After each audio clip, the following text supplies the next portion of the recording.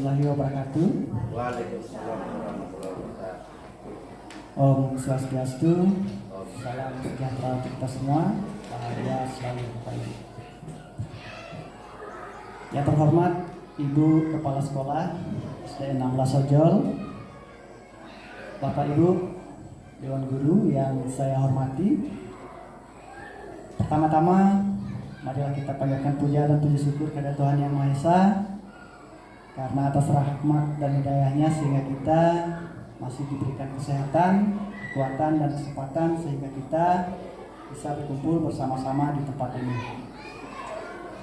Jadi Bapak Ibu, sebelum kita mulai kegiatan ini, pertama-tama saya mengucapkan banyak terima kasih kepada Ibu Kepala Sekolah karena sudah berkenan memberikan izin sekaligus meluangkan waktunya untuk mengikuti kegiatan ini. Kemudian terima kasih juga pada Bapak Ibu Dewan Guru, teman-teman sekalian, karena sudah meluangkan waktunya juga untuk mengikuti kegiatan ini. Baik Bapak Ibu, sebelum kita mulai untuk melemaskan otot-otot kita, untuk itu kita lakukan ice breaking dulu ya. Jadi Bapak Ibu, saya mohon kiranya untuk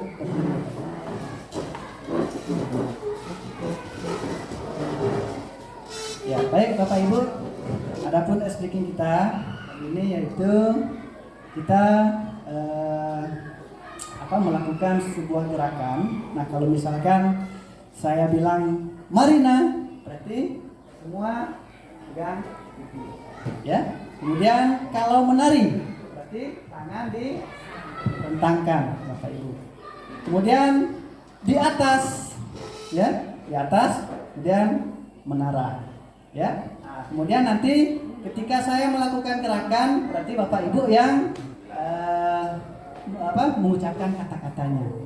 Nah, siap Bapak Ibu? Siap. Oke, kita mulai. Marina, menari, di atas menara, di atas menara, Marina menari. Ya, sekarang saya yang melakukan gerakannya, Bapak Ibu yang mengucapkan kata-katanya. Siap Bapak Ibu? Siap. Oke. Menari di atas menara, di atas menara, Marina menari, Marina menari di atas menara, di atas menara, Marina menari. Oke, terima kasih Bapak Ibu. Ya, silakan itu Bapak Ibu. Ya, gampang Bapak Ibu ya. Ya, baik Bapak Ibu.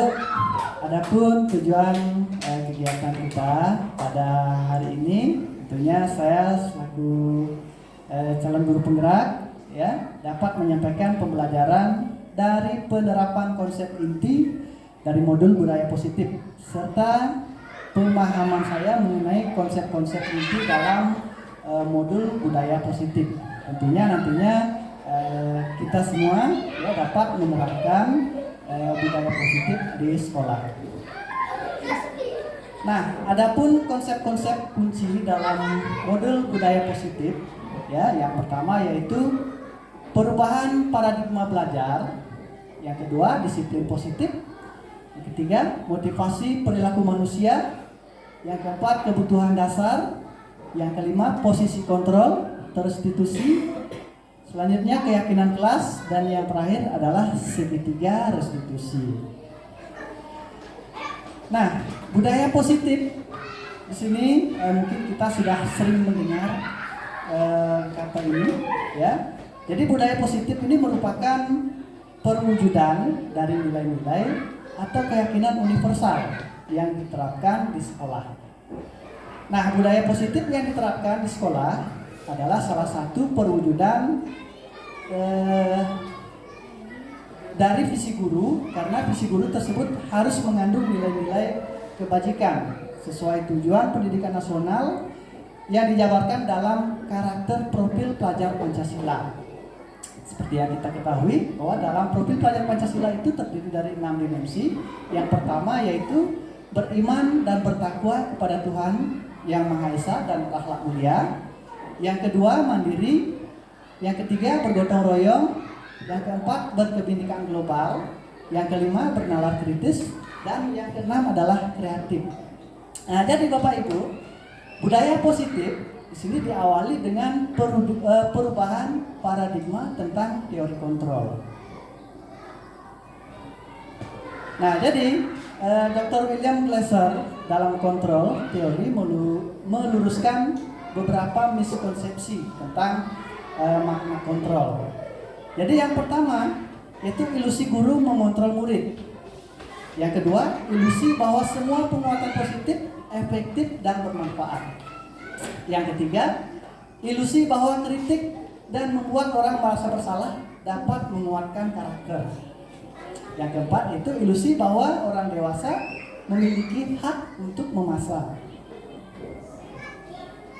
Nah, jadi kontrol yang pertama tadi ilusi guru mengontrol murid.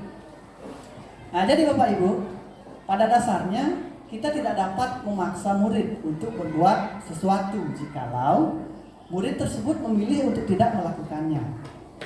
Walaupun tampaknya guru sedang mengontrol perilaku murid, hal demikian terjadi karena murid sedang mengizinkan dirinya dikontrol. Saat itu bentuk kontrol guru menjadi kebutuhan dasar yang dibutuhkan murid tersebut. Teori kontrol menyatakan bahwa semua perilaku memiliki tujuan, bahkan terhadap perilaku yang tidak disukai. Kemudian yang kedua, ilusi bahwa semua penguatan positif efektif dan bermanfaat. Nah, jadi penguatan positif atau bujukan adalah bentuk-bentuk kontrol. Segala usaha untuk mempengaruhi murid agar mengulangi suatu perilaku tertentu adalah suatu usaha untuk mengontrol murid tersebut. Dalam jangka waktu tertentu, kemungkinan murid tersebut akan menyadarinya dan mencoba untuk menolak bujukan kita, atau bisa jadi murid tersebut menjadi tergantung pada pendapat sang guru untuk berusaha. Kemudian ilusi yang ketiga, ilusi bahwa kritik dan membuat orang merasa bersalah dapat menguatkan karakter. Nah, jadi menggunakan kritik dan rasa bersalah untuk mengontrol murid menuju pada identitas gagal. Mereka belajar untuk merasa buruk tentang diri mereka. Mereka mengembangkan dialog diri yang negatif. Kadang-kala sulit bagi guru untuk mengidentifikasi bahwa mereka sedang melakukan perilaku ini. Nah, karena seringkali guru cukup menggunakan suara halus untuk menyampaikan pesan negatif. Dan yang keempat, ilusi bahwa orang dewasa memiliki hak untuk memaksa. Nah, jadi banyak orang dewasa yang percaya bahwa mereka memiliki tanggung jawab untuk membuat murid-murid berbuat hal-hal tertentu. Apapun yang dilakukan dapat diterima selama ada sebuah kemajuan berdasarkan sebuah pengukuran kinerja. Pada saat itu pula, orang dewasa akan menyadari bahwa perilaku memaksa tidak akan efektif untuk jangka waktu panjang, dan sebuah hubungan pemusuhan akan terbentuk. Nah, jadi Bapak Ibu, bagaimana seseorang bisa berubah dari paradigma stimulus respon kepada pendekatan teori kontrol? Nah,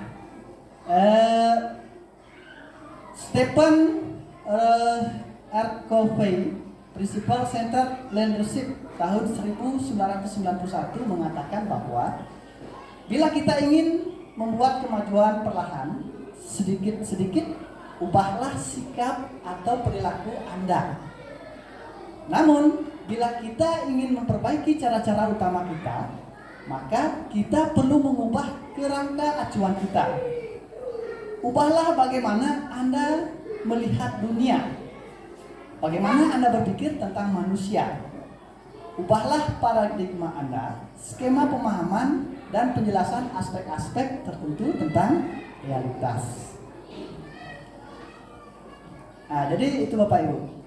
Nah, jadi di sini perubahan paradigma dari stimulus respon ke teori kontrol. Misalkan stimulus respon menyatakan realitas atau kebutuhan kita adalah sama. Nah, tetapi teori kontrol mengatakan bahwa realitas atau kebutuhan kita itu berbeda. Selanjutnya yang kedua, semua orang melihat hal yang sama. Tetapi dalam teori kontrol itu mengatakan bahwa setiap orang memiliki gambaran yang berbeda. Yang ketiga, kita mencoba mengubah orang agar berpandangan sama dengan kita. Namun, teori kontrol mengatakan kita berusaha memahami pandangan orang lain tentang dunia. Itu Bapak Ibu. Nah, kemudian budaya positif itu dapat diwujudkan dengan menerapkan disiplin positif dan nilai-nilai kebajikan universal. Nah, sebelumnya Bapak Ibu, mari kita tanyakan ke diri kita sendiri. Ya, bagaimana kita berperilaku? Mengapa kita melakukan segala sesuatu? Ya. Nah, apakah kita melakukan sesuatu karena adanya dorongan dari lingkungan atau ada dorongan yang lain, Pak Ibu?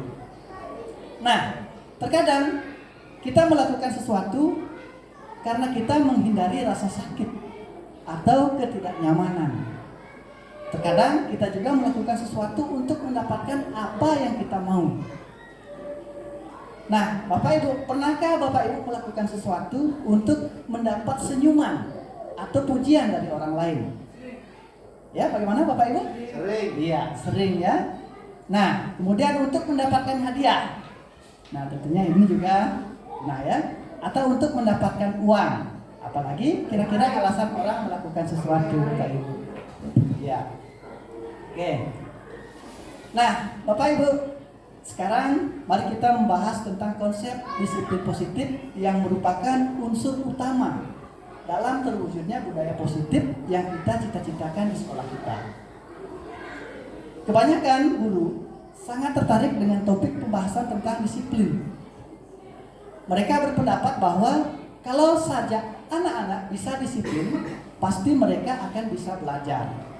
Para guru juga berpendapat bahwa mendisiplinkan anak-anak adalah bagian yang paling menantang dari pekerjaan mereka. Gitu ya, Pak Ibu?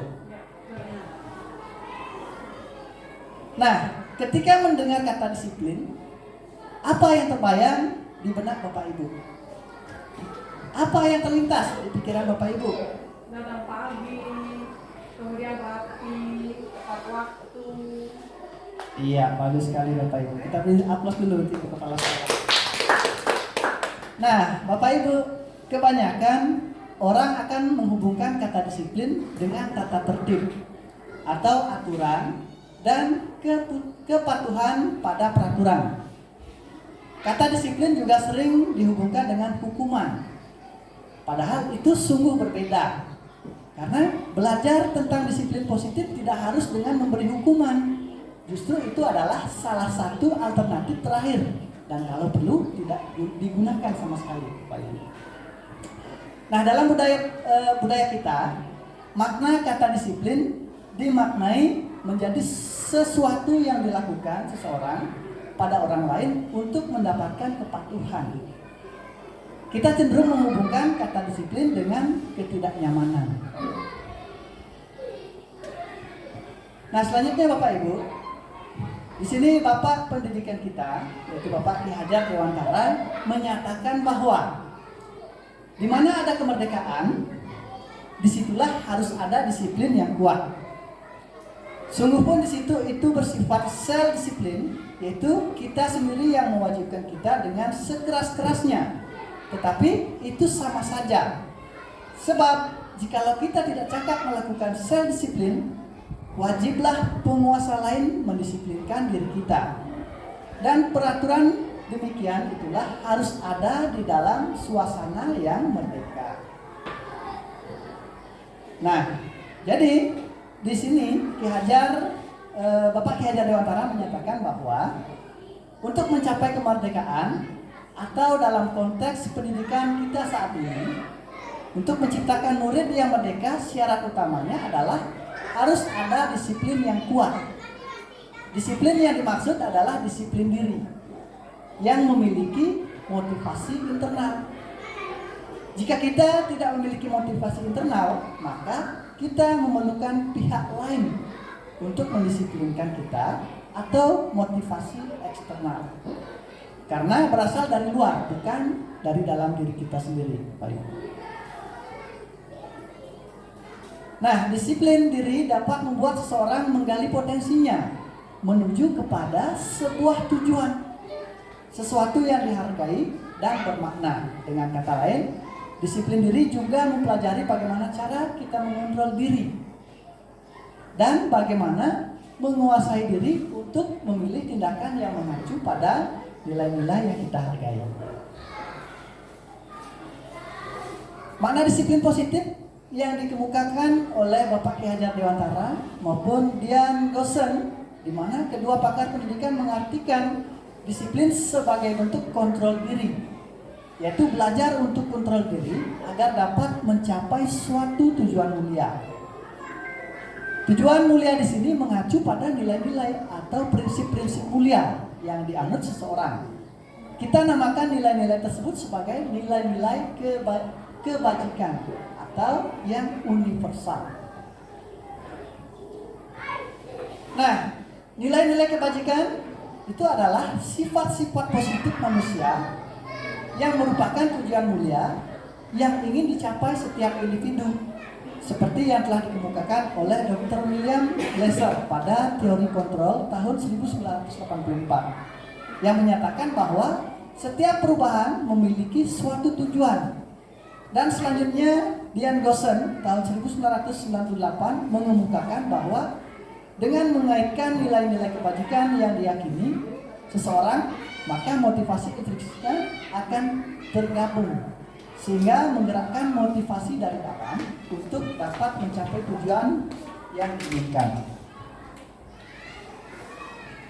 Nah, di sekolah kita, Bapak Ibu, telah memiliki nilai-nilai kebajikan yang diyakini dan disepakati bersama. Salah satunya adalah nilai-nilai kebajikan yang ingin dicapai oleh setiap anak yang kita kenal dengan profil pelajar Pancasila. Nah, Dian Gosen dalam bukunya yaitu Restructuring School Discipline menyatakan ada 3 motivasi perilaku manusia. Yang pertama, untuk menghindari ketidaknyamanan atau hukuman. Yang kedua, untuk mendapatkan imbalan atau penghargaan dari orang lain. Dan yang ketiga, untuk menjadi orang yang mereka inginkan dan menghargai diri sendiri dengan nilai-nilai yang mereka percaya. Nah, yang pertama, untuk menghindari ketidaknyamanan atau hukuman. Ini adalah tingkat terendah dari motivasi perilaku manusia, Bapak Ibu. Biasanya orang yang motivasi perilakunya untuk menghindari hukuman atau ketidaknyamanan akan bertanya, apa yang akan terjadi apabila saya tidak melakukannya? Nah, sebenarnya mereka sedang menghindari permasalahan yang mungkin muncul dan berpengaruh pada mereka secara fisik, psikologis maupun tidak terpenuhinya kebutuhan mereka bila mereka tidak melakukan tindakan tersebut. Motivasi ini bersifat eksternal. Nah, kemudian motivasi yang kedua, untuk mendapatkan imbalan atau penghargaan dari orang lain. Satu tingkat di atas motivasi yang pertama, di sini orang berperilaku untuk mendapatkan imbalan atau penghargaan dari orang lain. Orang dengan motivasi ini akan bertanya, apa yang akan saya dapatkan apabila saya melakukannya? Mereka melakukan sebuah tindakan untuk mendapatkan pujian dari orang lain yang menurut mereka penting dan mereka letakkan dalam dunia berkualitas mereka. Mereka juga melakukan sesuatu untuk mendapatkan hadiah, pengakuan, atau imbalan. Motivasi ini juga bersifat eksternal. Nah, selanjutnya motivasi yang ketiga, untuk menjadi orang yang mereka inginkan. dan menghargai diri sendiri dengan nilai-nilai yang mereka percaya. Nah, orang dengan motivasi ini akan bertanya, akan menjadi orang yang seperti apa bila saya melakukannya? Mereka melakukan sesuatu karena nilai-nilai yang mereka yakini dan hargai, dan mereka melakukannya karena mereka ingin menjadi orang yang melakukan nilai-nilai yang mereka yakini tersebut. Nah, jadi ini adalah motivasi yang akan membuat seseorang memiliki disiplin positif. Karena motivasi berperilakunya bersifat internal. Itu Bapak Ibu.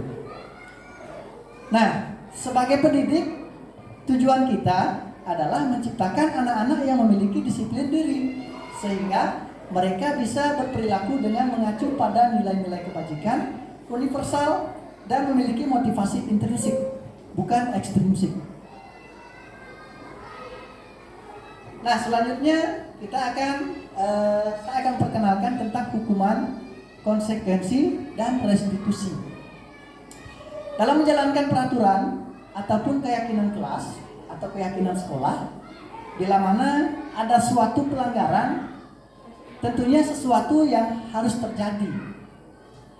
Untuk itu kita perlu meninjau ulang tindakan penegakan peraturan atau keyakinan kelas atau sekolah kita selama ini.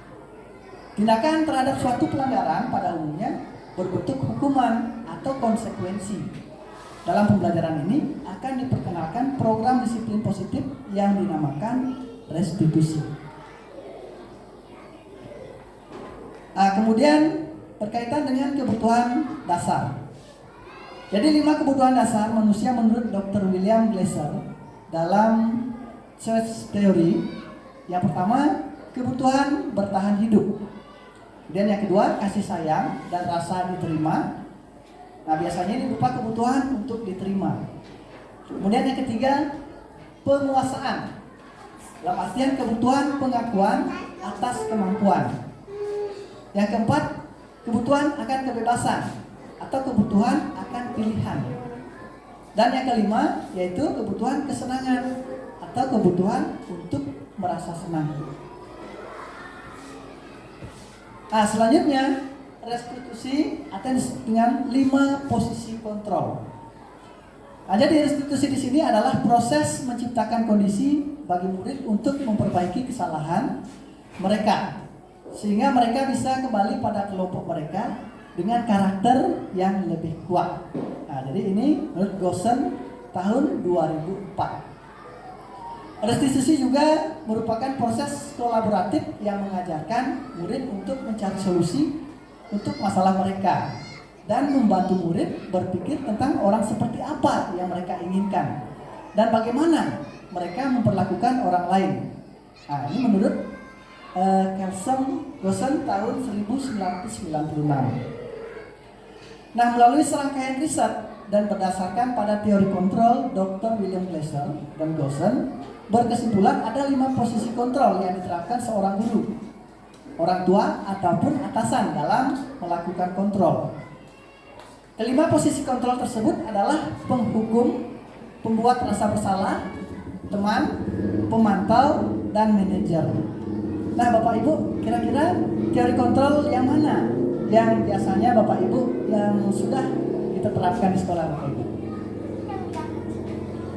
Penghukum, pembuat rasa bersalah, teman, atau manajer? Ya, sebagai manajer Bapak Ibu ya. Nah, teori kontrol yang pertama yaitu penghukum. Seorang penghukum bisa menggunakan hukuman fisik maupun verbal. Orang-orang yang menjalankan posisi penghukum senantiasa mengatakan bahwa sekolah memerlukan sistem atau alat yang dapat lebih menekankan murid-murid lebih dalam lagi. Nah, guru-guru yang menerapkan posisi penghukum akan berkata, patuhi aturan saya, atau awas kamu, atau kamu selalu saja salah, atau selalu pasti, selalu yang terakhir yang selesai. Nah, jadi hasil yang diperoleh dari posisi penghukum di sini itu kemungkinan murid marah dan mendendam atau bersifat agresif. Bisa jadi sudah kembali duduk, murid tersebut akan mencoret-coret bukunya atau meja tulisnya. Lebih buruk lagi, sepulang sekolah murid melihat motor atau mobil bapak ibu guru dan akan menggores kendaraan tersebut dengan paku. Nah, jadi intinya kalau kita menerapkan posisi kontrol sebagai penghukum, murid akan dendam dengan kita bapak ibu. Kemudian posisi kontrol yang kedua, membuat rasa bersalah. Pada posisi ini biasanya guru akan berusaha lebih lembut. Pembuat rasa bersalah akan menggunakan keheningan yang membuat orang lain merasa tidak nyaman, bersalah atau rendah diri, ya.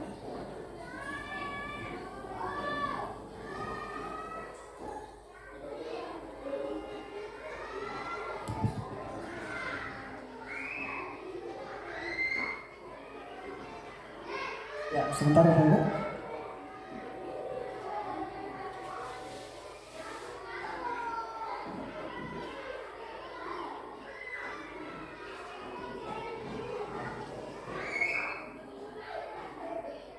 Oke. Nah, jadi Bapak Ibu, posisi kontrol yang kedua ini ya, hasil nantinya tentunya murid akan merasa bersalah.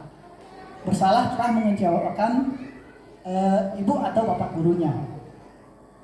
Murid akan merasa menjadi orang yang gagal dan tidak sanggup membahagiakan orang lain.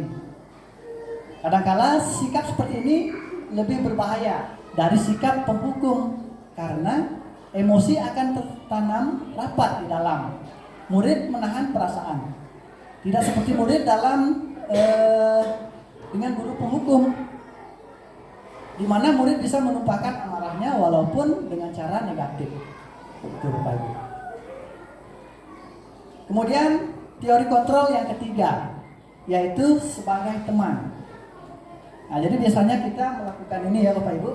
Guru pada posisi ini akan menyakiti murid, ya, namun akan tetap berupaya mengontrol murid melalui persuasi. Posisi teman pada guru bersifat negatif ataupun positif.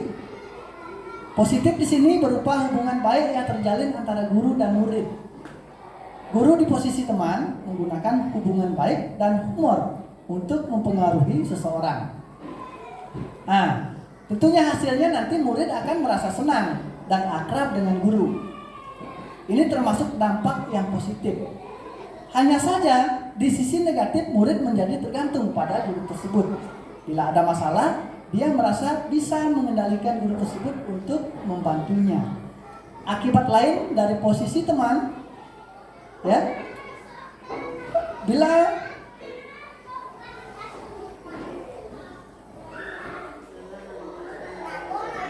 nah tentunya siswa belum tentu berlaku yang sama dengan gurunya atau dengan orang lain. Itu. Kemudian posisi kontrol yang keempat, memantau berarti mengawasi. Pada saat kita mengawasi, kita bertanggung jawab atas perilaku orang-orang yang kita awasi. Posisi pemantau berdasarkan pada peraturan-peraturan dan konsekuensi. Dengan menggunakan sanksi atau konsekuensi, kita dapat memisahkan hubungan pribadi kita dengan murid sebagai seseorang yang menjalankan posisi pemantau. Nah, hasilnya nanti dalam kontrol ini, murid memahami konsekuensi yang harus dijalankan karena telah melanggar salah satu peraturan sekolah.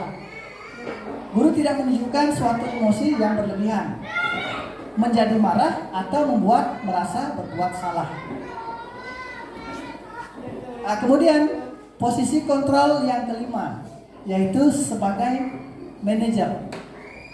Posisi terakhir manajer adalah posisi di mana guru berbuat sesuatu bersama dengan murid, mempersilahkan murid mempertanggungjawabkan perilakunya, mendukung murid agar dapat menemukan solusi atas permasalahannya sendiri. Seorang manajer telah memiliki keterampilan di posisi teman maupun pemantau, dan dengan demikian bisa jadi di waktu-waktu tertentu kembali kepada kedua posisi tersebut bila diperlakukan. Namun bila kita menginginkan murid-murid kita menjadi manusia yang merdeka, mandiri dan bertanggung jawab, maka kita perlu mengacu kepada restitusi yang dapat menjadikan murid kita seorang manajer bagi dirinya sendiri. Itu Bapak Ibu. Nah, selanjutnya Bapak Ibu, untuk mewujudkan budaya positif di sekolah, tentunya hal berikut yang kita lakukan adalah dengan membuat sebuah keyakinan kelas. Mengapa keyakinan kelas? Ya, Bapak Ibu, mengapa tidak peraturan kelas saja? Nah, jawaban pertanyaannya yaitu mengapa kita memiliki peraturan tentang penggunaan helm pada saat mengendarai kendaraan roda 2. Nah, ini termasuk keyakinan atau peraturan, Bapak Ibu? Ya, tentunya masih bersifat peraturan, tetapi di dalamnya itu mengandung sebuah nilai. Nilai apa yang terkandung di dalamnya, Bapak Ibu? Ketika kita menggunakan helm saat berkendara, tentunya nilai keselamatan, ya Bapak Ibu. Nah, kemudian yang kedua, mengapa kita memiliki peraturan tentang penggunaan masker dan mencuci tangan setiap saat? Karena di sini juga mengandung sebuah nilai. Nilai apa? Tentunya nilai kesehatan atau keselamatan, Bapak Ibu. Nah, Bapak Ibu, nilai-nilai kebajikan menekankan pada keyakinan seseorang akan lebih memotivasi seseorang dari dalam. Seseorang akan lebih tergerak dan bersemangat untuk menjalankan keyakinannya daripada hanya sekedar mengikuti serangkaian peraturan tertulis tanpa makna. Murid-murid pun demikian. Mereka perlu mendengarkan dan memahami arti sesungguhnya tentang peraturan-peraturan yang diberikan. Apa nilai-nilai kebajikan di balik peraturan tersebut? Apa tujuan utamanya? Dan menjadi tidak tertarik atau takut sehingga hanya sekedar mengikuti serangkaian peraturan-peraturan yang mengatur mereka tanpa memahami tujuan mulianya.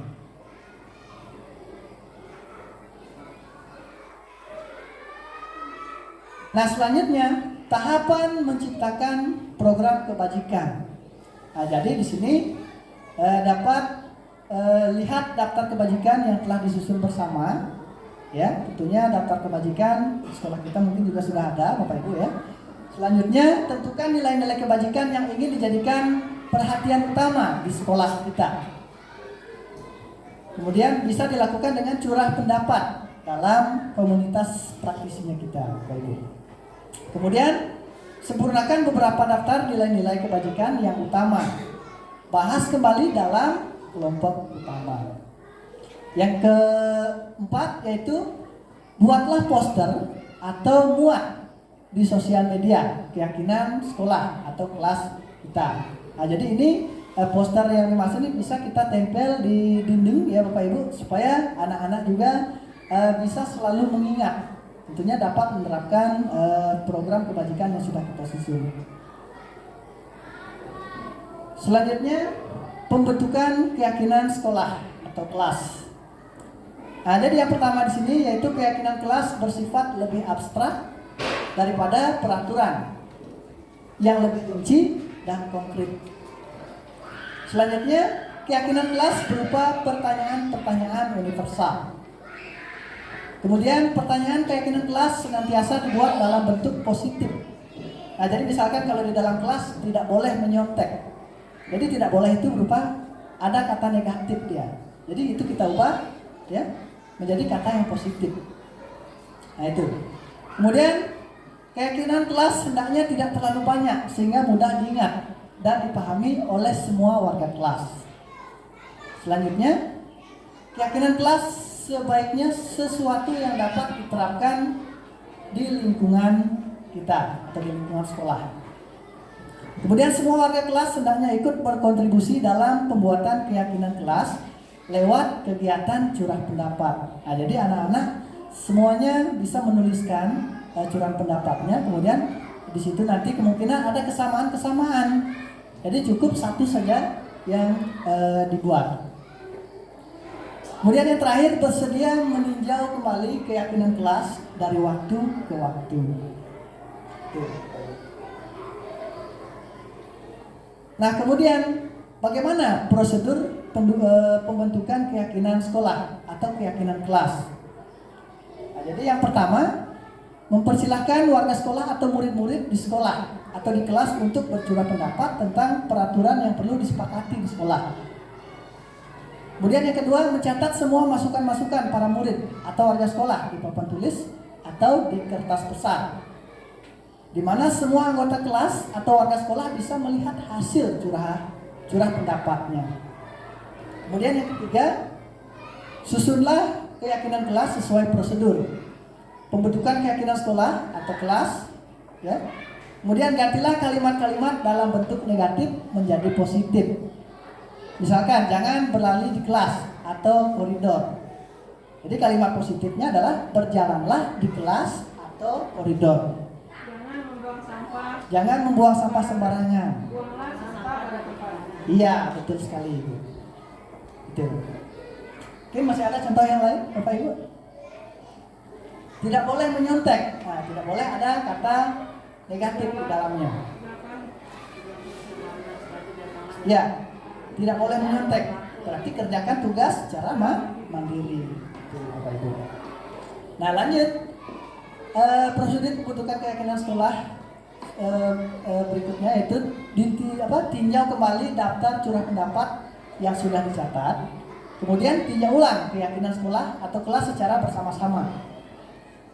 Selanjutnya, setelah keyakinan sekolah atau keyakinan kelas selesai dibuat, maka semua warga kelas dipersilahkan meninjau ulang dan menyetujuinya dengan menandatangani keyakinan sekolah atau keyakinan kelas tersebut, termasuk guru dan semua warga, termasuk juga murid, Bapak Ibu.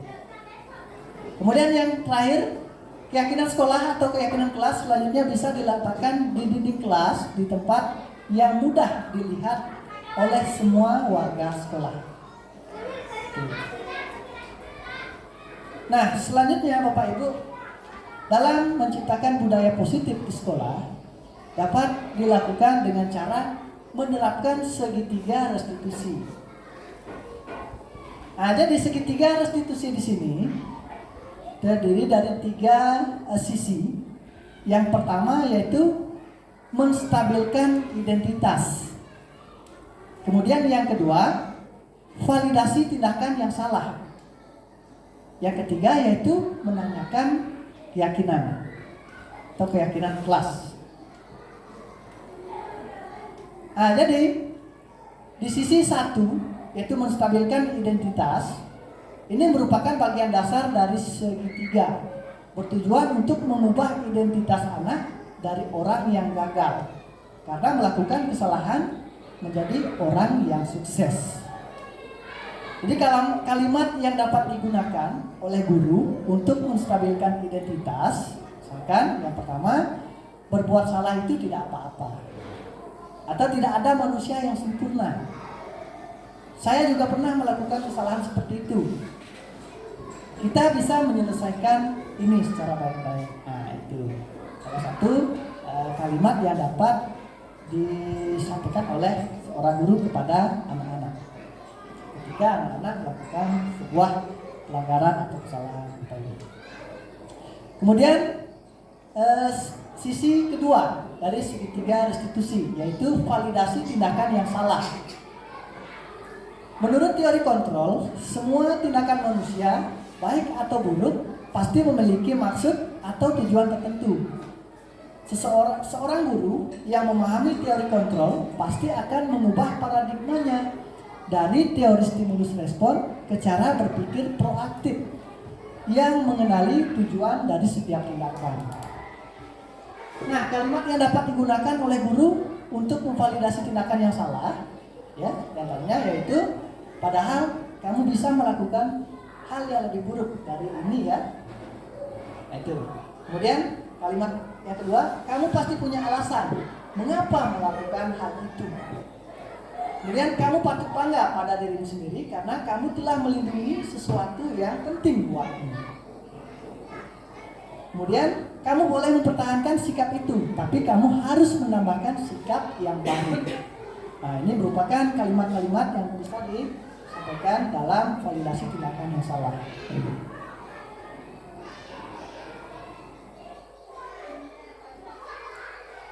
Kemudian sisi ketiga dari segitiga restitusi, yaitu menanyakan keyakinan. Jadi keyakinan kelas atau keyakinan sekolah yang sudah disusun bersama itu bisa kita tanyakan ke anak-anak. Ya. Nah, jadi teori kontrol menyatakan bahwa kita pada dasarnya termotivasi secara internal. Ketika identitas sukses telah tercapai, langkah satu dan langkah yang kedua, ya, yang salah telah divalidasi, maka anak akan siap untuk dihubungkan dengan nilai-nilai yang dia percaya dan berpindah menjadi orang yang dia inginkan. Pertanyaan-pertanyaan yang dapat menghubungkan keyakinan anak dengan keyakinan kelas atau keluarga, ya, antaranya itu apa yang kita percaya sebagai kelas, apa yang kita percayai, itu, apa nilai-nilai umum yang kita telah sepakati, kemudian apa bayangan kita tentang kelas yang ideal, kemudian apakah kamu mau jadi orang, kamu mau jadi orang seperti apa. Itu Bapak Ibu. Nah, jadi Bapak Ibu, itulah materi yang dapat saya paparkan pada kesempatan hari ini. Kurang dan lebihnya saya mohon maaf, ya. Mungkin dari apa yang sudah saya paparkan tadi, barangkali ada pertanyaan dari Bapak Ibu sekalian, saya silakan.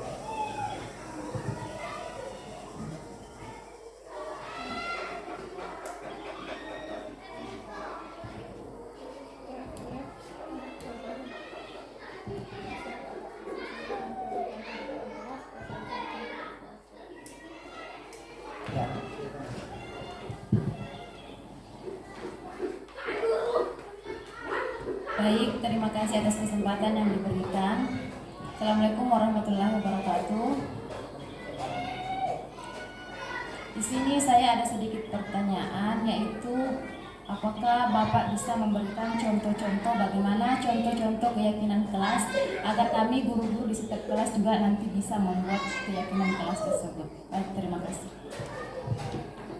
Ya, baik, terima kasih. Jadi langsung saja saya jawab ya, bagaimana langkah-langkah membuat keyakinan kelas di contohnya. Jadi misalkan di dalam kelas kita kan memiliki aturan, misalkan tidak boleh datang terlambat. Jadi di situ kita bisa menjadi sebuah keyakinan kelas. Jadi misalkan saya harus datang tepat waktu. Nah, jadi anak-anak bisa menuliskan datang tepat waktu. Itu contohnya. Misalkan di dalam kelas kita memiliki aturan dilarang makan di kelas. Dilarang makan di kelas. Perhalus bahasanya. Nah, jadi kita perhalus bahasanya. Jadi makan tepat waktu atau makan di luar jam belajar atau pada saat jam istirahat. Itu. Nah, kemudian tidak boleh menyontek, misalkan aturan di dalam kelas. Jadi ini bisa diubah menjadi sebuah keyakinan kelas, ya.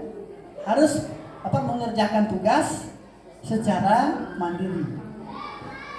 Nah, atau misalkan contoh lain, misalkan Bapak Ibu. Nah, jadi di sini kita tidak hanya terpaku dengan aturan yang kita buat di dalam kelas. Jadi di sini kita bisa meminta pendapat anak-anak. Kira-kira apa yang diyakini? Ya, itu. Nah, setelah kita membuat kesepakatan, itu harus ditandatangani oleh semua siswa kita yang ada di dalam kelas bahwa inilah keyakinan kelas yang sudah disepakati. Nah, jadi dari kesepakatan ini tentunya anak-anak akan bisa bersikap, oh kira-kira ini yang harus saya lakukan nantinya. Itu barangkali Bapak Ibu. Jadi barangkali ada yang bisa menambahkan Bapak Ibu? Itu barangkali Ibu ya. Bagaimana Ibu? Ya. tentang segitiga restitusi barangkali?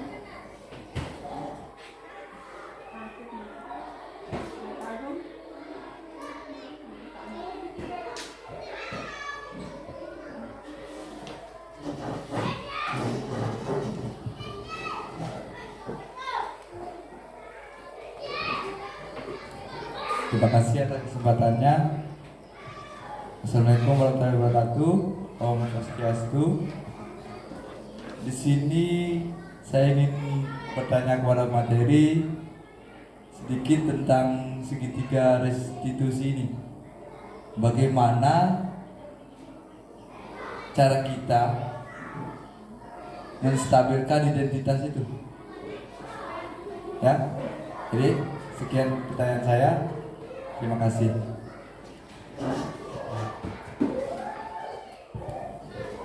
Ya, kaitannya dengan penerapan segitiga restitusi.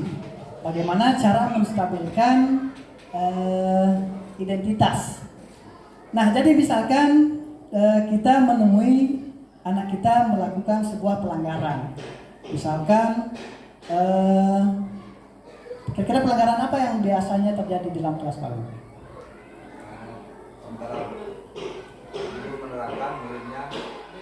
Ya, guru menerangkan tetapi muridnya berbicara atau ribut atau bermain biasanya. Nah, jadi biasanya dulu ya, mungkin kita langsung memarahi anak di depan kelas, kita bentak. Nah, tetapi sekarang itu penghukum sudah tidak bisa dilakukan. Yang bisa kita lakukan dengan memberikan restitusi. Caranya dengan menerapkan 3 restitusi ini. Yang pertama yaitu menstabilkan identitas. Nah, jadi yang bisa kita lakukan supaya nantinya anak itu tidak merasa minder atau merasa kaget, bisa perlahan kita panggil dia ke ruangan setelah jam istirahat. Nah, kemudian kita tanyakan, ya, kita tanyakan kenapa anak melakukan hal tersebut. Apakah ada hal yang lain yang dapat dilakukan? Itu Bapak Ibu.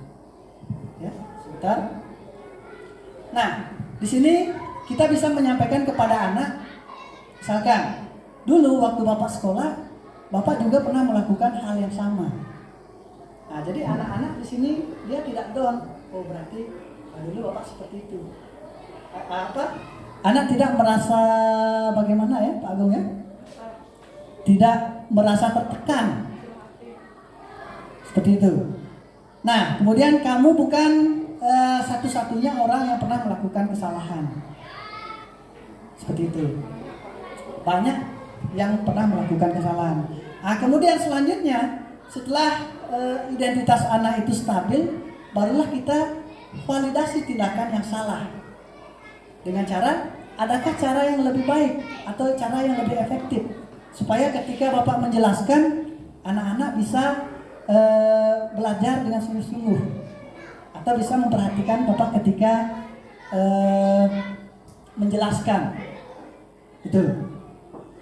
Nah, kemudian kita bisa menanyakan apa alasannya, kenapa anak-anak ribut, anak-anak ribut ketika kita menjelaskan. Bisa saja anak-anak menjawab, oh karena saya tadi diganggu oleh teman saya, atau karena saya bosan belajar. Nah, setelah itu kita bisa menanyakan keyakinan kelas pada anak. Dari keyakinan kelas di sini kita mencari anak-anak bisa mencari solusi sendiri. Ya. Kalau misalkan anak-anak tidak bisa mencari solusi sendiri, guru bisa mengarahkan kira-kira bagaimana solusinya. Misalkan di dalam kelas kita sudah membuat keyakinan kelas, belajar dengan sungguh-sungguh. Nah, jadi kita tanyakan ke anak-anak, bagaimana? Apa keyakinan kelas kita di sekolah atau di kelas? Belajar dengan sungguh-sungguh, Pak. Nah, berarti yang harus anak-anak lakukan adalah apa? Berarti dia akan belajar, tidak lagi ribut ketika guru menjelaskan. Nah, itu. Begitu barangkali Pak Agung ya? Ya. Masih ada Pak Agung?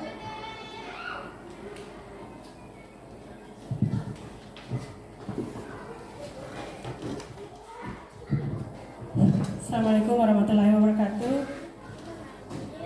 Om Swastiastu. Di sini terima kasih atas kesempatan yang diberikan kepada saya. Dalam kesempatan ini saya mengucapkan terima kasih kepada calon guru penggerak ya. Dalam kesempatan ini saya ingin menyampaikan bahwa saya sangat berbangga, saya sangat senang luar biasa dengan adanya materi hari ini ya. Ini tentunya akan menambah ilmu baru untuk guru-guru komunitas praktisi SD 16 Sojol ya. Tadi telah dipaparkan dengan sangat lengkap tadi tentang apa itu segitiga restitusi, bagaimana dalam menyikapi sikap anak-anak di kelas ya. Olehnya itu dalam kesempatan ini marilah saya menghimbau untuk Bapak Ibu guru komunitas praktisi ya, marilah kita laksanakan benar apa di kelas, kita buat apa tadi yang disampaikan tadi itu. Intinya di sini saya melihat ada perubahan yang bisa kita lakukan di dalam kelas, yaitu membuat keyakinan kelas ya. Awal kita menerapkan tentang materi apa yang disampaikan tadi oleh Pak Ketut ya, Pak Agus Yuniarta, guru penggerak ya. Kita bisa di dalam kelas untuk Bapak Ibu guru, langkah pertama yang kita lakukan adalah masing-masing guru bersama siswa mulai mempraktekkan apa yang disampaikan tadi itu ya. Kita praktekkan kepada anak-anak, dengan anak-anak ya, kita bicarakan, buatlah ya keyakinan kelas. Kalau kemarin kita membuat di kelas itu peraturan kelas judulnya ya, mungkin kita bisa lebih, kalau seperti tadi disampaikan oleh Pak Agus ya. Kalau kemarin peraturan yang kita buat banyak bahasa-bahasa negatif ya, kita sekarang marilah kita buat bahasanya lebih diperhalus ya. Kemudian judulnya di situ keyakinan kelas, bagus ya. Ya. Kita buat bersama-sama dulu di papan tulis. Setelah itu barulah Bapak Ibu cetak, entah itu pakai tulisan ketik atau print, diketik di laptop atau di print terus ditempel di karton, atau mungkin bisa kita buat di spanduk ya, ukuran 1x1 ya. Nanti kita usahakan itu ya seminggu ke depan ini Bapak Ibu ya. Kemudian setelah kita membuat keyakinan kelas masing-masing kelas, barulah kita mulai menerapkan ya apa tadi yang disampaikan, teori-teori dalam mengatasi masalah-masalah di dalam kelas. Ya, kalau di situ tadi bahasanya pertama hal yang kita lakukan dalam segitiga restitusi itu ada urutannya. Yang pertama, ketika anak-anak mengalami masalah, yang pertama kita harus menstabilkannya dulu. Maksudnya menstabilkan identitas di sini ya, kalau bahasa sehari-hari yang kita dengar, saya paham itu menstabilkan keadaan. Bagaimana membuat anak itu tidak merasa terlalu takut, tidak merasa terlalu bersalah, buat dia ketakutannya hilang. Kita stabilkan dulu keadaan supaya dia tidak merasa terpuruk sekali. Dengan bahasa-bahasa tadi yang diberikan contoh tadi oleh Pak Ketut itu ya. Kemudian bisa kita variasikan lagi bagaimana untuk membuat keadaan menjadi stabil ya. Tidak merasa anak itu merasa terlalu takut, tegang. Kita hilangkan ketegangan itu dengan mengatakan tadi, Bapak juga, Ibu juga dulu pernah begitu waktu kecil. Nah, membuat anak-anak merasa itu hal yang biasa. Kemudian langkah selanjutnya ya, kita tidak boleh langsung ke yang ketiga, kita terurut. Nanti stabil keadaan itu baru kita validasi. Menanyakan keyakinan kelas ya Pak Ketut ya. Mana yang kedua ini Pak Agus? Validasi dulu baru keyakinan kelas ya. Kita validasi dulu. Misalnya anak-anak itu berkelahi misalnya. Kita tanya dulu kenapa dia berkelahi, kenapa pukul temannya. Nah, adakah cara lain yang lebih bagus untuk menyampaikan? Ya, kita berikan pancing gambaran permasalahan. Bisa enggak kita tempuh dengan cara yang lebih baik? Haruskah dengan balasannya pukul? Nah, kayak begitu. Kita mencari validasi tindakan yang salah tadi itu, kemudian baru kita ingat kembali keyakinan kelas yang kita bikin, yang kita buat di poster itu. Kita ingat kembali. Nah, seperti itu intinya Pak Agus ya. Nah, ini hal yang sangat luar biasa Pak Agus, terima kasih ya. ini sangat penting untuk bagaimana mengontrol emosi kita sebagai guru sehingga menghadapi siswa itu kita lebih bijaksana, kemudian lebih memperlakukan murid kita ya lebih menghargai, tidak kita terhindar dari tindakan-tindakan yang semena-mena. Seperti itu Pak Agus ya. Oleh itu saya himbau setelah kegiatan ini, setelah hari ini, marilah Bapak dan Ibu di dalam kelas kita mulai berbuat. Kita membuat mulai dari keyakinan kelas itu. Ya kurang lebih 1 minggu bisa Bapak Ibu ya. Oke, mana semangatmu Bapak Ibu? Iya bagus, luar biasa. Ya terima kasih ya Pak Agus ya.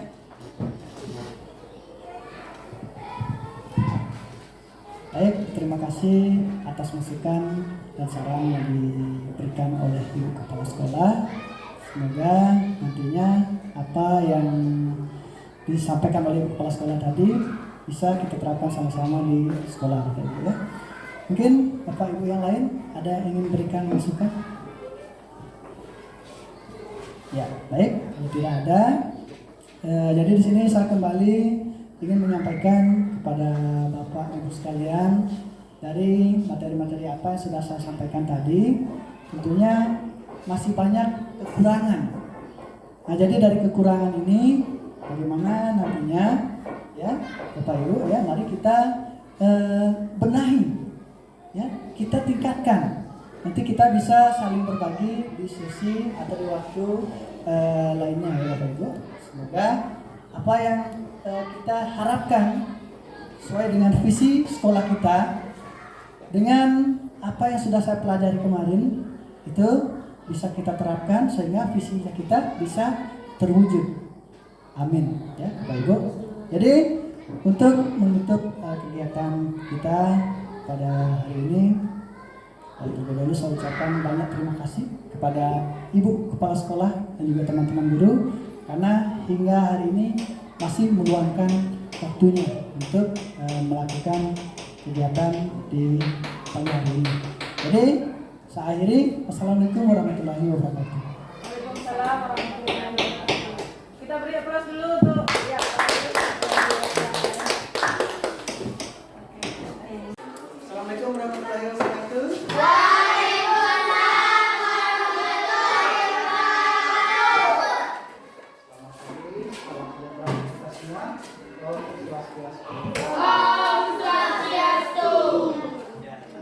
Bagaimana kabar kalian hari ini? Luar biasa. Masih semangat? Masih. Mana semangatmu? Oke, tepuk semangat.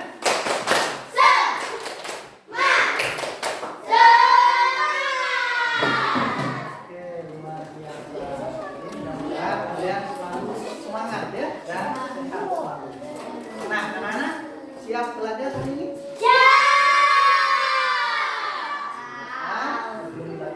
Kita berdoa dulu ya. Ya, siapa yang bersedia pimpin berdoa pada hari ini? Ya, silakan.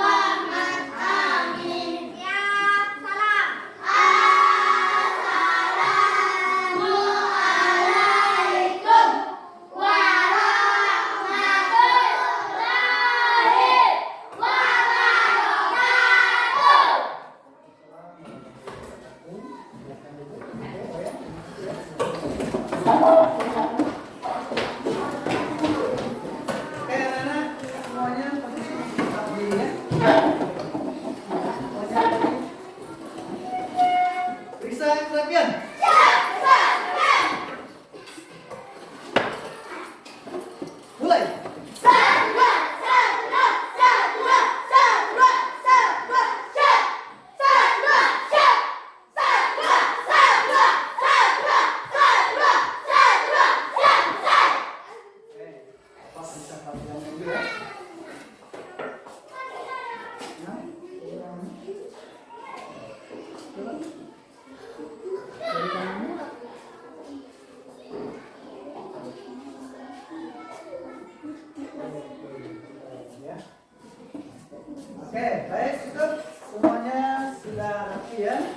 Oke,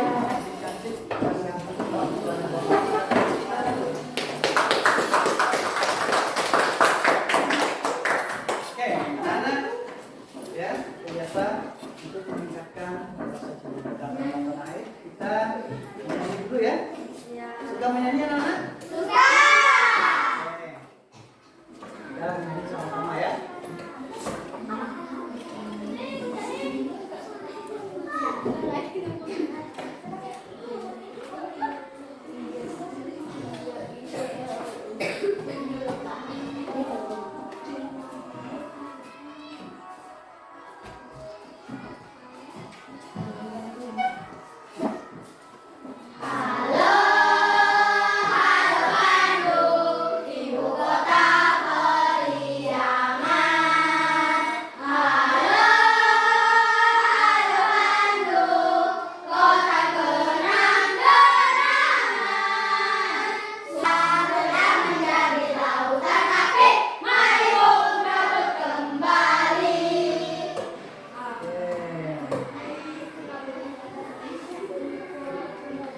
Debut PPK. Oke,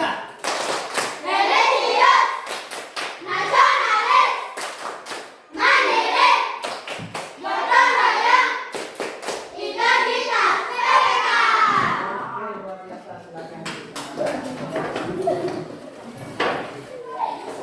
Baik, anak-anak. Ya, untuk hari ini ada yang tidak hadir? Hadir semua ya? Wah, luar biasa.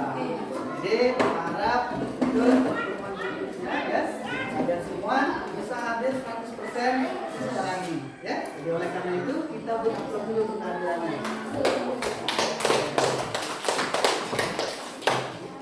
Nah, baik anak-anak, hari ini ya karena sekolah masih awal semester ya, jadi di sini kita akan membuat sebuah kesepakatan kelas atau disebut dengan keyakinan kelas ya. Nah, jadi kenapa kita membuat sebuah keyakinan kelas atau keyakinan apa? Kesepakatan kelas ya. Nah, jadi kalau dulu kita mengenal yang namanya aturan kelas ya. Aturan kelas itu dibuat oleh siapa? Ya, oleh Pak Guru. Itu digunakan untuk siapa? Untuk anak-anak ya. Tentunya orang juga ikut menerapkan aturan yang ada di sekolah ya. Jadi anak-anak sekalian ya, hari ini kita akan membuat suatu kesepakatan atau keyakinan kelas yang nantinya keyakinan kelas ini akan kita terapkan sama-sama ya. Gunanya adalah untuk mewujudkan budaya positif di sekolah. Apa itu budaya positif anak-anak? Ya, kebiasaan-kebiasaan baik ya yang kita lakukan ya untuk tercipta profil pelajar Pancasila. Ya, profil pelajar Pancasila itu terdiri dari berapa dimensi anak? Yang pertama apa? Beriman dan bertakwa kepada Tuhan yang Maha Esa. Mana suaranya nih kok ayam? Coba ulangi. Yang pertama apa?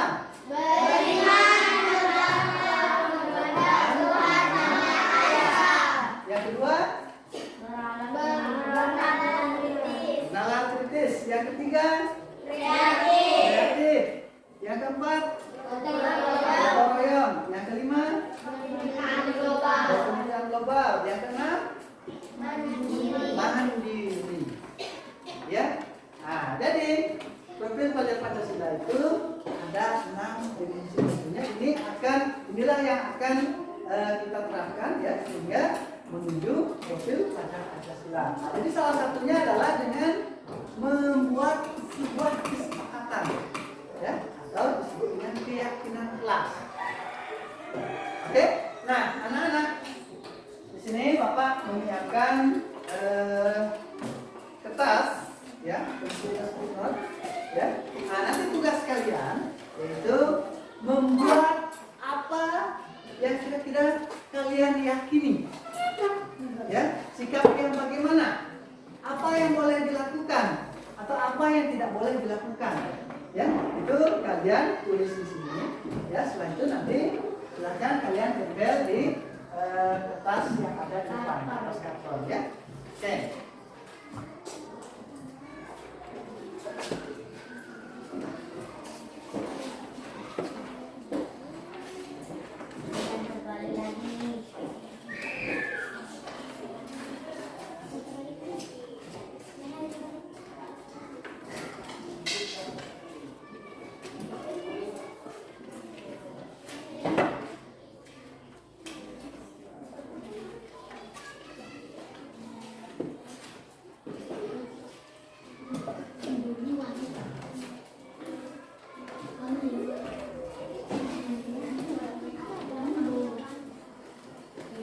Oke, Bapak kasih kalian waktu 5 menit dari sekarang.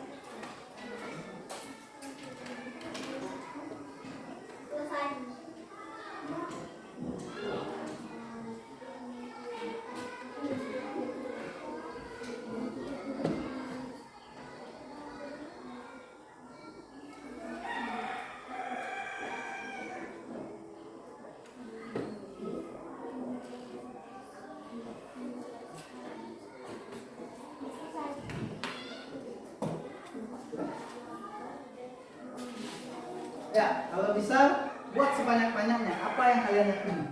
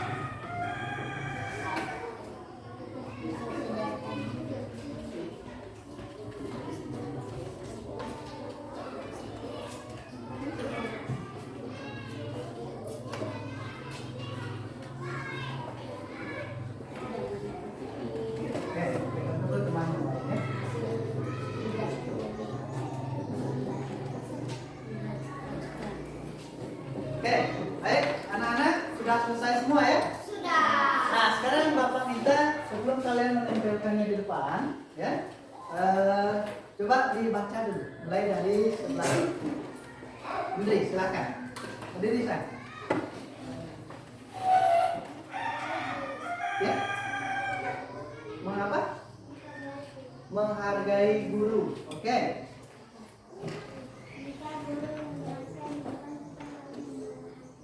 Jika guru menjelaskan di depan, kita harus memperhatikan. Ya, bagus sekali, luar biasa. Yang boleh dilakukan belajar di sekolah. Ya, yang boleh dilakukan belajar di sekolah. Oke, bagus. Tidak boleh melanggar aturan. Tidak boleh melanggar aturan. Oke. Ya, Tidak boleh merusak tanaman. tidak boleh. Boleh merusak. Tidak boleh merusak tanaman. Oke, luar biasa. Apalagi? Mendengarkan guru menjelaskan. Ya. Membuang sampah sembarangan. Ini boleh membuang sampah sembarangan atau bagaimana? Tidak boleh atau boleh? Tidak boleh. Ya, tulis ya. What? Tidak boleh berkelahi. Oke, bagus. Tulis. Tidak boleh bermain dalam kelas. Ya. Lagi. Bermain. Ya, boleh. Kalian harus mendengarkan dulu pada saat dikasih ya. Tidak boleh memukul teman. Ya, luar biasa.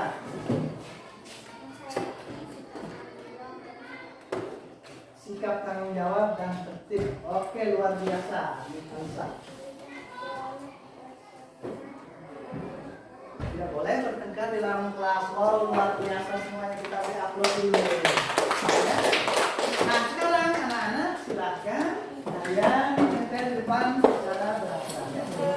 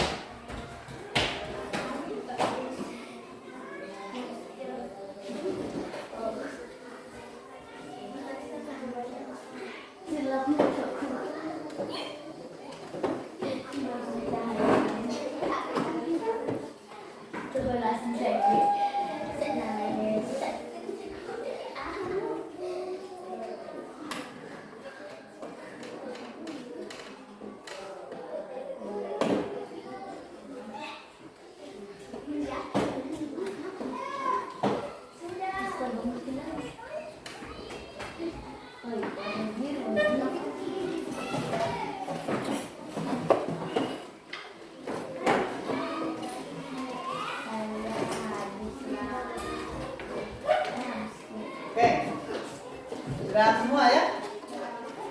Baik, anak-anak sekarang kita perhatikan kembali ya apa yang sudah kalian tulis tadi.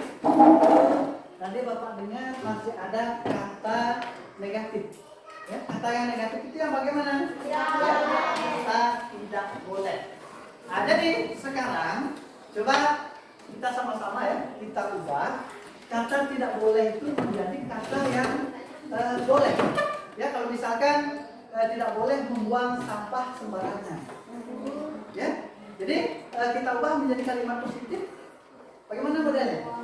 Buang sampah pada tempatnya. Ya, membuang sampah pada tempatnya. Itu contoh ya. Nah, kemudian apa lagi tadi? Tidak boleh melanggar aturan.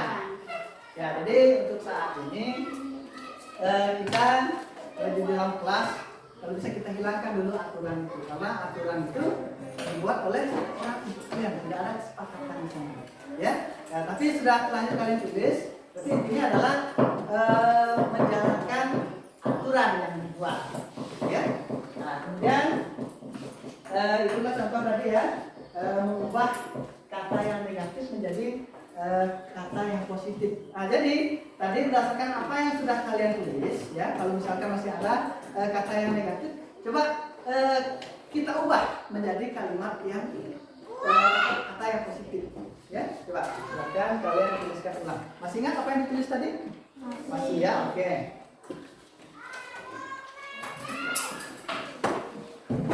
Dijadikan yang boleh, Pak. Ya, yang boleh. Tadi yang sana yang boleh, Pak. Jadi yang ini yang tidak boleh. Oh begitu, kalau sudah nggak usah lagi. Atau dituliskan saja? Ya, tuliskan saja supaya bisa dipotential nanti di depan ya. Kita saksikan sama-sama. Ini yang tidak boleh, Pak. Yang boleh. Nah, misalkan tadi Reno nulisnya tidak boleh berkelahi. Berarti kata tidak boleh itu diubah menjadi harus saling menyayangi kembali. Ya, ini contoh. Ya. Tadi Sila nulisnya apa? Apa? Yang Sila yakin. Oh ya, tuliskan ulang saja. Ya, karena sudah berupa kalimat positif.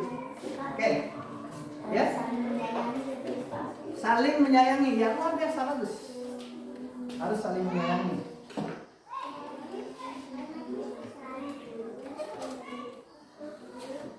Ya, jadi jangan berubah apa namanya topiknya ya. Kalau misalkan tadi kalian bilang tidak boleh bertengkar, berarti yang ditulis adalah saling menyayangi antar sesama itu.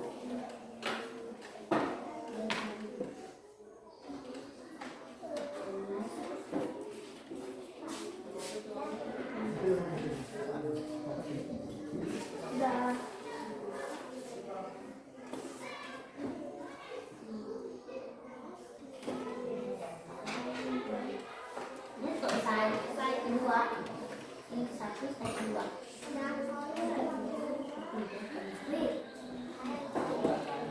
Ya, apa lagi yang ditulis?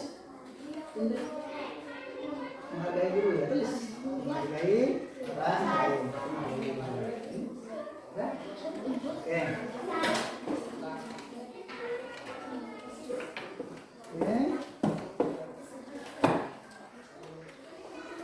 Ya, sudah semua ya? Sudah? Sudah bisa? Apa tadi yang ditulis? Apa yang ditulis? Tidak boleh, tidak habis, boleh mengulangi terus sama lain.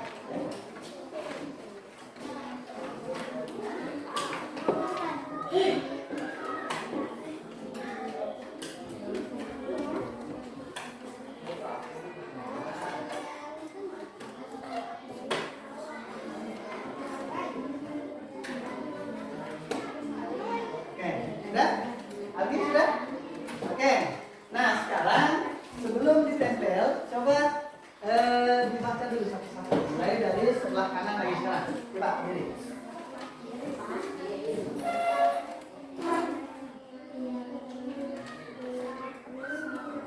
Ya, saling menyayangi satu sama lain. Luar biasa. Sila.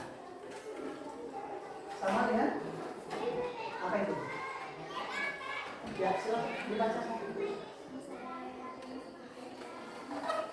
Kita tanggung jawab gitu ya. Luar biasa. Teman saling menyayangi teman. Oke. Secara samaan yang lain tadi ya. Harus saling menghargai teman. Ya, selain menghargai teman, tentunya dengan guru juga ya, orang tua juga harus dihargai semua. Oke. Semuanya terlihat sekarang. Oke, terus.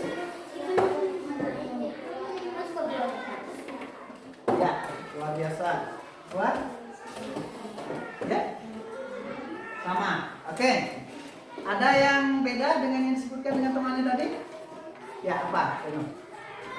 Harus saling menyayangi. Harus saling menyayangi, ya, masih sama ya dengan temannya. Yang belum tadi? Umar? Membuang sampah di tempatnya atau membuang sampah pada tempatnya ya. Oke, bagus, luar biasa. Harus mendengarkan dulu saat dijelaskan. Oke. Menjaga tanaman dengan baik. Bagus ya. Kalau bisa ditanam ulang yang mati-mati tanaman itu ya. Oke, Alvin. Menghargai tanaman orang. Ya, selain menghargai tanaman orang, tanaman yang sudah Alvin tanam itu dihargai juga, caranya dirawat dengan baik ya. Jadi bukan menghargai tanaman, tapi merawat tanaman. Oke. Saling menyayangi orang tua. Ya, kalau di sekolah berarti saling menyayangi guru dan juga nah gitu. Apa tadi kan? Menghargai guru dan juga orang lain. Oke, nah sekarang silakan kalian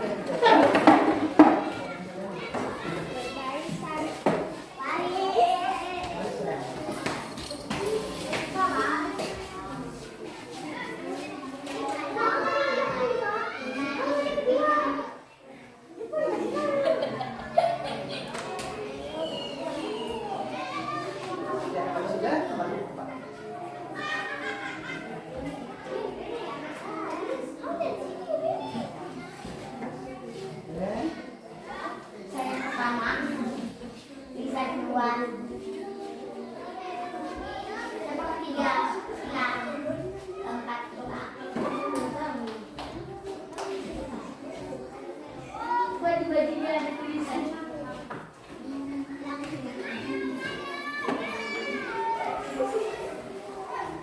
Iya. Jangan dia ada nabrak.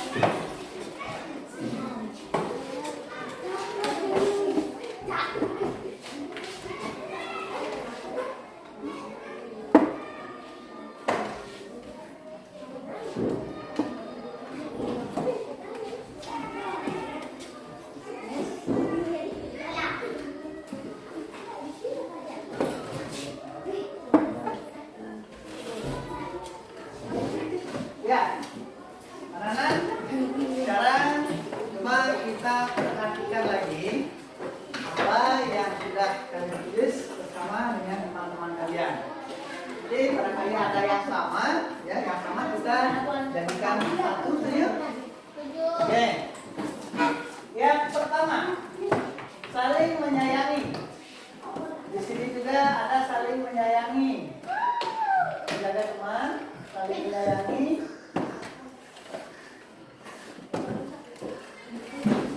1, 2, 3, 4, 5. Ada 5 dari kalian yang menuliskan itu saling menyayangi. Kita tulis dulu ya, supaya tidak lupa nanti. Yang pertama yaitu saling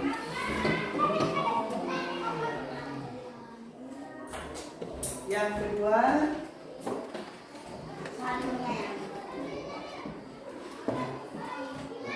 sikap tanggung jawab dan tertib. Ya, memiliki sikap bertanggung jawab. Itu barangkali ya. Oke. Bertanggung jawab. Oke, selanjutnya yang ketiga apa lagi? Menjaga teman dengan baik. Menjaga teman dalam artian peduli ya, peduli dengan orang lain. Boleh kita buat seperti itu? Oke.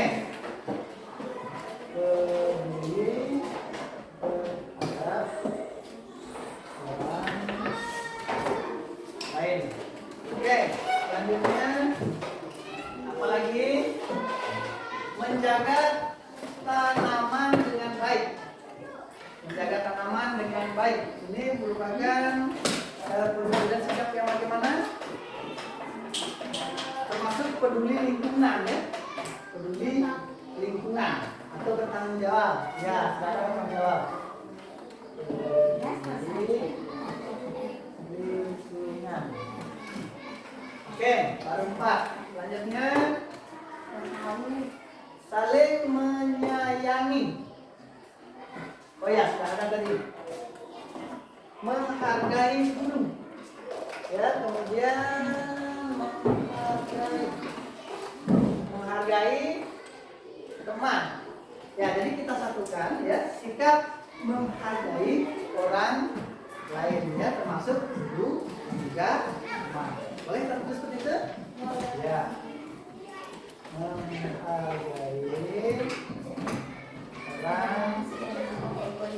lain. Oke. Ya, selanjutnya menghargai bermain pada jam istirahat atau makan pada jam istirahat. Ya, berarti bagian dari sikap tertib ya, tertib. Ya, selanjutnya membuang sampah pada tempatnya. Ya, membuang sampah jadi bagian dari sikap tanggung jawab dan juga peduli dengan lingkungan. Ya, sudah ada. Nah, tuliskan tadi. Mendengarkan guru. Ya, mendengarkan guru juga termasuk nilai sikap yang menghargai orang lain. Termasuk menghargai diri sendiri ya, Algi, ya, menghargai orang lain ya. Jadi itu yang harus kita lakukan.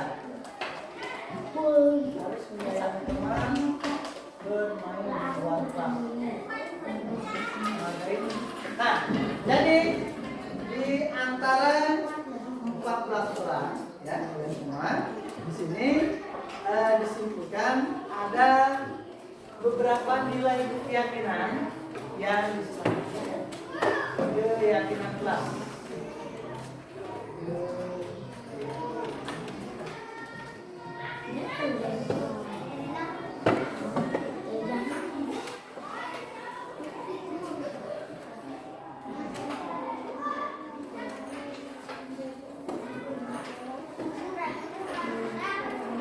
Ya, sekarang coba kita baca sama-sama. Yang pertama, saling menyayangi. Kemudian yang kedua, bertanggung jawab. Yang ketiga, yang keempat, yang kelima, yang keenam, tertib. Oke, bagaimana? Bisa disepakati? Bisa kita laksanakan bersama-sama? Bisa. Oke, bisa ya. Nah, Jadi apa yang sudah kita tulis atau kita tulis hari ini kita terapkan. Sebenarnya untuk apa? Untuk mewujudkan budaya positif. Nah, anak-anak, sampai di sini ada yang mau ditanyakan? Silakan. Ya? Ada yang mau bertanya? Nah, kalau tidak ada, baik anak-anak, itulah keyakinan kelas ya yang sudah kita susun sama-sama hari ini. Ya, jadi itu apa yang sudah kalian susun seperti yang sudah kita katakan tadi, marilah kita terapkan ya untuk meningkatkan apa yang sudah baik di dalam kelas. Ya, yang sudah baik kita meningkatkan supaya bisa menjadi lebih baik, dan yang jelek itu kita buang jauh-jauh. Ya, nah jadi itu anak-anak, sebelum kita akhiri ya, mari kita berdiri semua.